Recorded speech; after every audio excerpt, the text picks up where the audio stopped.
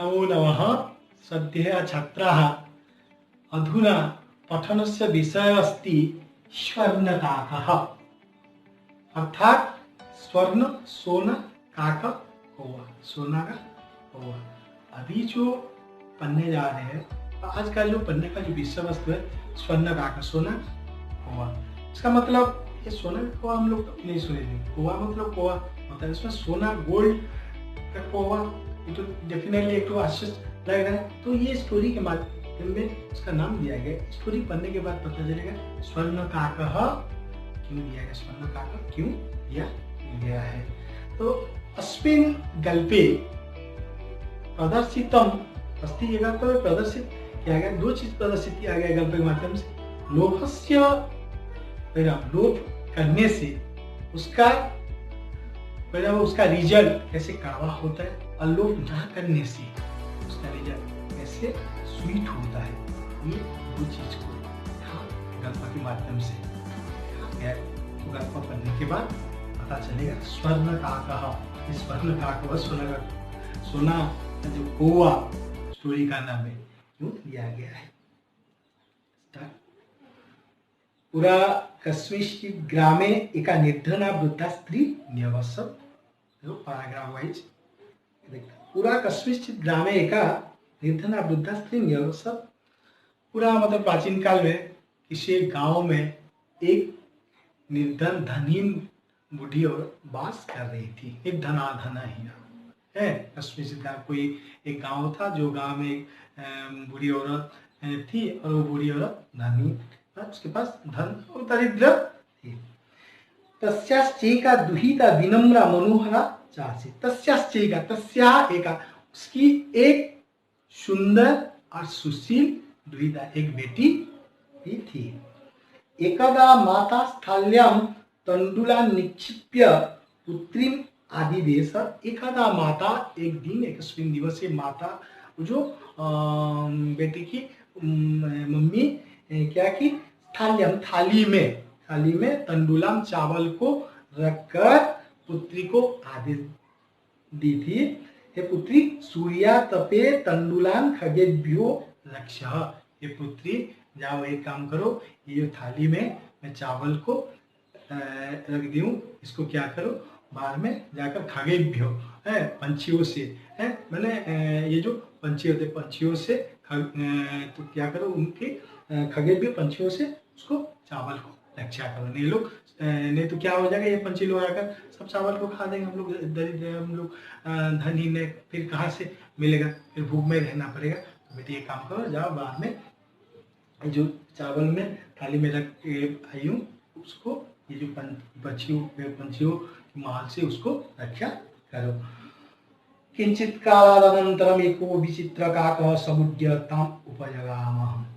अर्थात किंचित कालानंतर कुछ समय के बाद, जब बेटी को रक्षा करने चली गई, तो कुछ समय के बाद एक विचित्र काका वहां उड़कर आ गया, उपजगा उड़कर आकर वहां रह गया, तथा उड़कर उसके पास आ गया था, जहां वो थाली में चावल था, और वो जो बेटी और चावल को रक्षा करने के लिए वह थी, उसके पास वो एक विचित्र काका, विचित्र मतलब ऐसा एक कौवा आया जो विचित्र था, है, वो पहले भी कहीं नहीं देखी थी।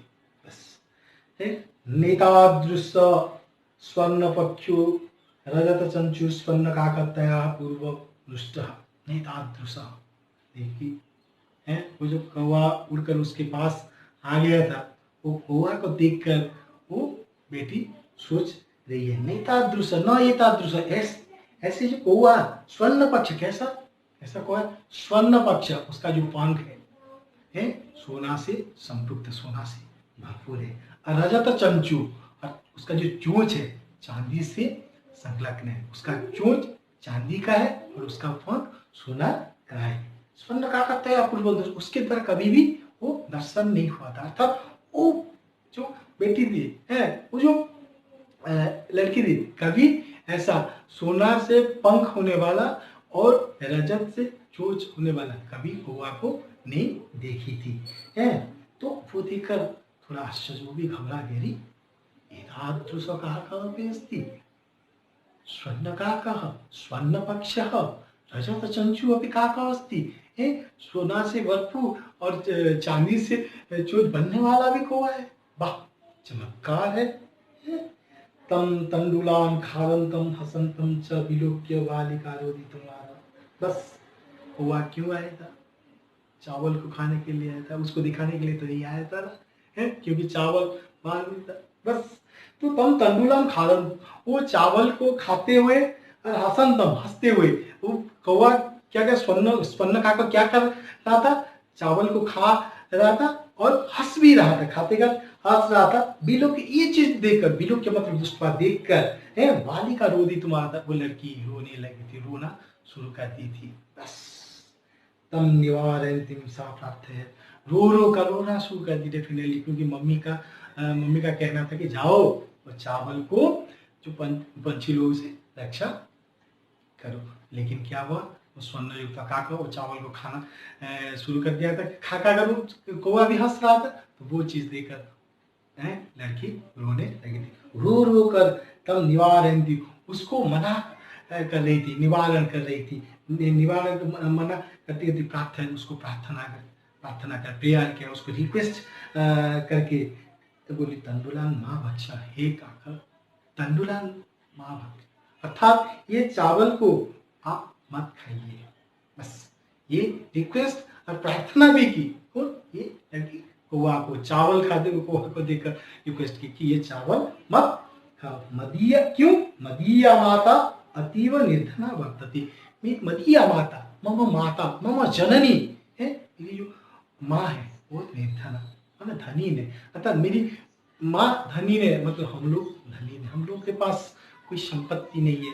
ये जो चावल थोड़ा बहुत है उसको खाकर हम एक दिन या 2 दिन जितना रहेंगे।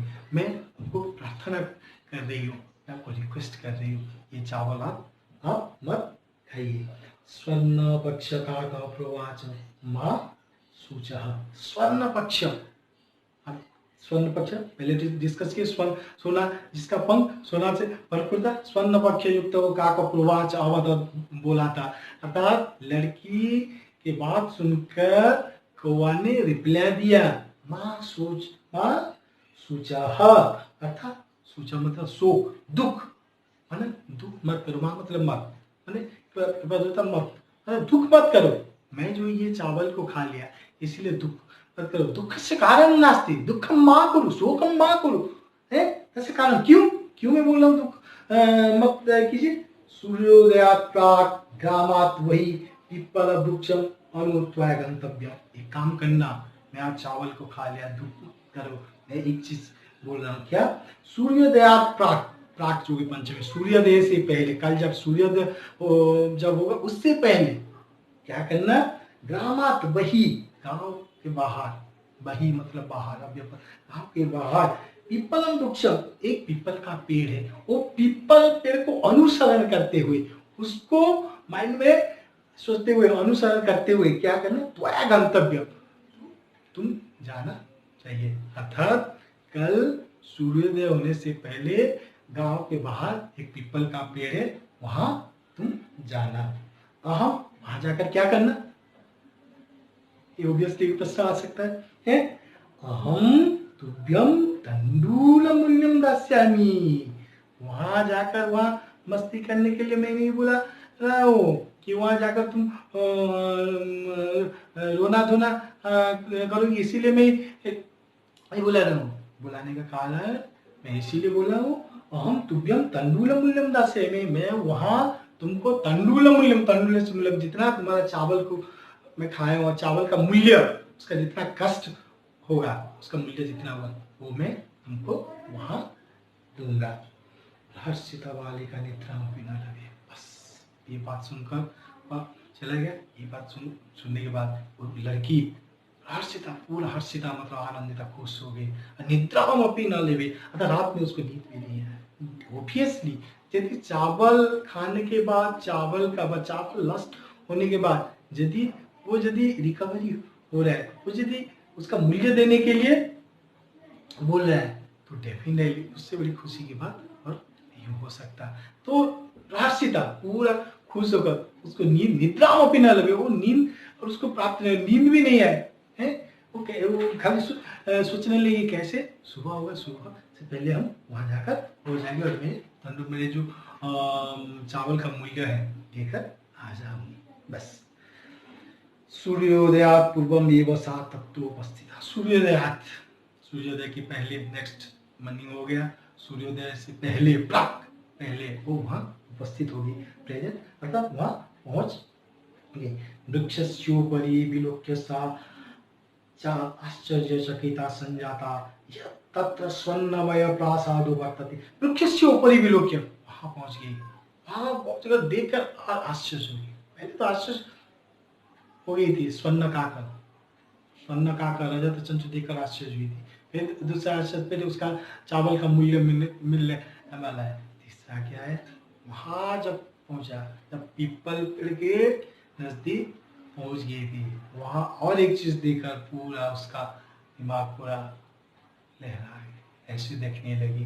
क्या वृक्ष से ऊपर बिलोक, पेड़ के ऊपर जब देखा, बिलोक देखकर आश्चर्यचकित हो गई थी। क्यों? यह तत्र स्वर्णमय प्रासाद बते, वहां स्वर्ण का महल वहां है। वहां खाली स्वर्ण का देखी थी, यहाँ क्या देखा? सोना से भरपूर जो महल वहां था, प्रासाद जो भवन था, जो इतना बड़ा घर था, वो सोना से निर्माण किया गया था। वो चीज स्वर्णमय है, स्वर्ण आश्चर्यचकित स्वर्णमय प्रासाद को महल को देखकर वो आश्चर्य हो गया। यदा काकः सायित्वा प्रबुद्धः तदा तेन स्वर्णगवाक्षा कथितम हंहो वाले। बस ये देख रही थी, आश्चर्य हो जा रही थी, ये क्या है? पहला स्वर्ण काका को देखे, रजत चंचू था, इसके बाद मेरे तंडुल का मूल्य देने के लिए वो राजी हो गया। फिर अभी मैं देख रहा हूँ पूरा स्वर्ण से युक्त महल, स्वर्ण से युक्त इसका भवन है, बड़ा घर है। ये जब सोच देती तब सुबह ऑलरेडी हो गया था। यदा काका कौवा क्या सोने से उठ गया, प्रबुद्ध मतलब उठ गया। उठने के बाद तेन स्वर्ण गवाक्षर, और गवाक्ष मतलब जो खिड़की, मतलब घर का जो खिड़की जो विंडो रहता है, विंडो से वो देखा कि वो लड़की आकर वहां खड़ी है। उसको देखकर बोली हंगू वाले, हंगू मतलब अरे, एक संबोधन, अरे बालिके, अरे हे बाली माने हे लड़की है, तू आ गई है? ओके ओके ठीक, तिष्ठ, ठहरो ठहरो, तू आ गई है ना, गुड, वेरी गुड गाल है एकदम, ये बोल के तिष्ठ, अच्छा ठहरो, मैं एक काम कर रहा, अहम त्वत्कृते सोपानम अवतारामि, मैं तुम्हारे लिए सोपानम, सोपानम का मतलब सीढ़ी, अवतार मैं उतार रहा हूँ। अर्थात तू नीचे है, ऊपर आने के लिए सीढ़ी का, क्योंकि पेड़ के ऊपर वो स्वर्णमय प्रासाद था, फिर तो इसीलिए क्या सीढ़ी का जरूरत है, मैं तुमको एक सीढ़ी उतार कर दे रहा हूँ, है तब कथा, तो ये सीढ़ी, तो सीढ़ी से चलकर तू ऊपर आएगी। तब कथा है स्वर्णमयम रजतमयम युतम ताम्रमयम बा। तो बताओ, मैं 3 ऑप्शन दे रहा हूँ, 3 टाइप का सोपान नंबर, 3 टाइप का सीढ़ी मैं तुम्हें देने वाला हूँ। क्या क्या? एक स्वर्णमय सोना है जो स्वर्ण युक्त, दूसरा रजत युक्त, तीसरा ताम्र युक्त। 3 टाइप का सीढ़ी मेरे पास है, एक सोना से, एक चांदी से और एक ताम्र से बना गया है। तो कथा, तो तुम बोलो कौन सीढ़ी से, कौन सा सोपान से तू ऊपर आने के लिए चाह। ये देखो यहाँ से धीरे धीरे किस तरह से क्लाइमैक्स की तरफ आ गए। लोभ है, लालच कैसे है दिलवा राय को ना, मतलब उसको टेस्ट, उसको ट्रायल इस तरह से कर रहे हैं। मतलब तुम बताओ, ये जो 3 सीढ़ी मेरे पास है, कौन सा सीढ़ी में तू ऊपर आने के लिए तुम्हारा इंटरेस्ट है, इंटरेस्ट कर रही है। कन्या प्रावोचत अवध, कन्या बोली थी, अर्थात वो बेटी वो कन्या बोली थी ये बात सुनकर, अहम निर्धन मातु दुहितास्मि, अहम निर्धन मातु, मैं धनी मम्मी की बेटी हूँ, मेरे पास धन नहीं है, मेरी मम्मी के पास धन नहीं है मतलब मेरे पास भी धन नहीं है, थोड़ा बहुत जितना होता है वो खा पी के हम लोग जिंदा रह जाते हैं। धनीन तथा मैं एक धनीन परिवार की बेटी हूँ। ताम्र सोपानने एवं आगमिष्यामि। मैं ताम्र तम्बा जो नॉर्मल सोपान है प्राय सबके पास होता है, सबके पास अवेलेबल होता है। तंबा से युक्त, ताम्र युक्त सीढ़ी से है और मैं आऊंगी, अर्थात मैं ये जो 3 टाइप का सीढ़ी जो होता है उसमें लास्ट जो ताम्र युक्त सीढ़ी से मैं ऊपर आऊंगी।